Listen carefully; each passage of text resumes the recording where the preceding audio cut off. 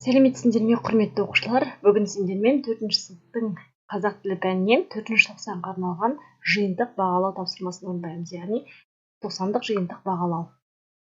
Ең алдымен тыңдалым тапсырмасы танысып мәтінді тыңда, тапсырмаларды орында. Елдос далада серуендеп жүрген.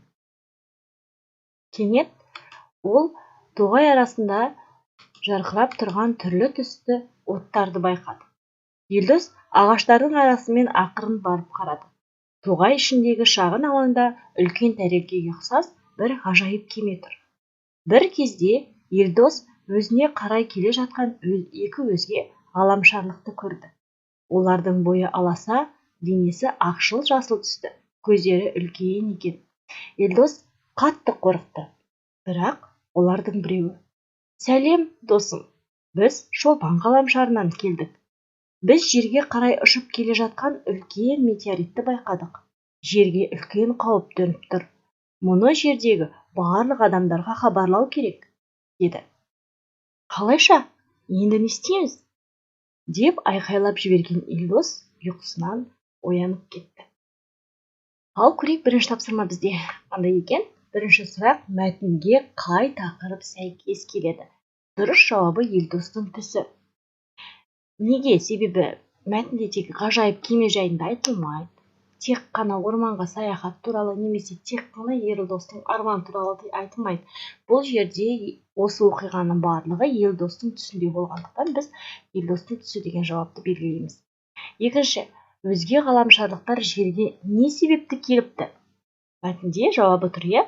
Олар жерге ұшып келе жатқан метеоритті көргенін, жерге үлкен қауіптен төніп тұрғанын ескертуге келіпті.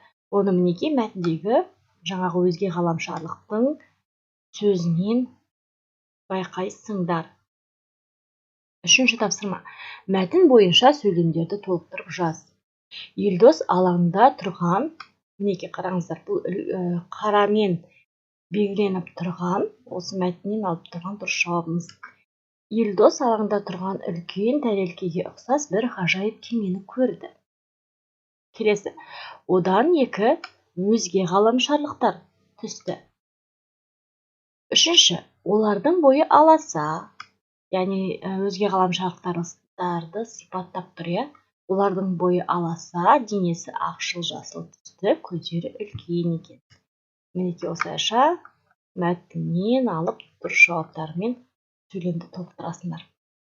Келесі айтылым тапсырмасы: берілген жоспар бойынша тыңдаған мәтіннің мазмұнын айтасыңдар.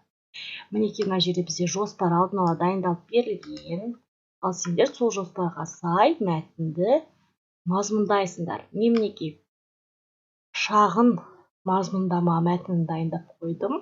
Осыны оқып айтып берсеңдер болады. Қысқартылған түрі бұл жерде. Келесі оқылым тапсырмасы: бізге оқылым мәтіні беріледі, жаңағы бірінші тапсырма секілді. Одан кейін соған байланысты сұрақтарға жауап береміз. Мәтінді оқиық. Ербол мен Тимур достар. Екеуі бір сыныпта оқиды. Олар көптен бері болашақтың машинасын құрастырып жүр. Олар машинаға үлкен сағат орнатты. Бүгін олар үшін ерекше күн. Олар машинаны алғаш рет іске қосып көреді. Өздері қуанып және қорқып тұр. Тимур үлкен қызыл тетікті басып, сағатты бұрады. «Қай уақытқа барамыз, Ербол?» «Болашаққа барайық. Болашақта Қазақстанның қандай болатынын көргім келеді». «Жақсы, онда сағатты 2030 жылға қоямын. Дайынсың ба? Кеттік». Осы кезде айналадағы заттар көрінбей, балалар кеңістікте ұшып бара жатты. Балаларды сипаттайтын екі сөзді анықта. Неге тапсырмаға мән беріңдер, бізден не сұрап тұр? Екі сөзді сұрап тұр. Сондықтан біз екі жауапты белгілейміз. Ақылды және еңбекқор, иә? Олар жалқау емес. Мейірімділік туралы, бұл жерде мейірімділік туралы айтылмайды. Олардың еңбекқорлықтарымен және ақылдылықтарымен қандай машина ойлап тапқан жайында айтып тұр. Келесі: мәтіннің мазмұнына сәйкес болатын екі сөйлемді анықта. Екі сөйлемді анықтаймыз. Дұрыс жауабы С және Д болады. Достар уақыт машинасын бірінші рет іске қосты. Д жауабы достар уақыт машинасымен болашаққа саяхаттады. Келесі үшінші. Бұл күн достар үшін неліктен ерекше болды? Ал енді көрейік мәтіннен. Бүгін олар үшін ерекше күн, мінекей екінші абзацта тұр. Неге екен? Себебі олар машинаны алғаш рет іске қосып көреді. Жауабын жазып қойдым. Достар уақыт машинасын алғаш рет іске қосып көреді. Келесі, жазылым тапсырмасы. Берілген жоспар бойынша оқыған мәтіннің мазмұнын жаз, мәтінді өз бетінше аяқтап көр. Жоспар алдын ала белгіленіп қойылған. Ерекше күн, уақыт машинасын іске қосу, болашаққа саяхат. Мен бұл жерде мәтінді жазып қойдым. Қысқаша мазмұндау мәтінді, енді сөйлемді осылай аяқтадым. Болашақ Қазақстанға лезде ұшып келді. Бұл жақта ұшатын көліктер, телефонмен басқарылатын үйлер бар екен. Бұл жерде оқушының да жауап ескеріледі. Сендер өздерің мәтінді қалауларыңша аяқтауларына болады.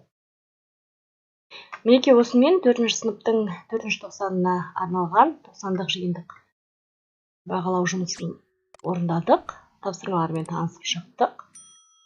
Достарыңмен бөлісіп қой. Каналыма тіркелуді ұмытпа.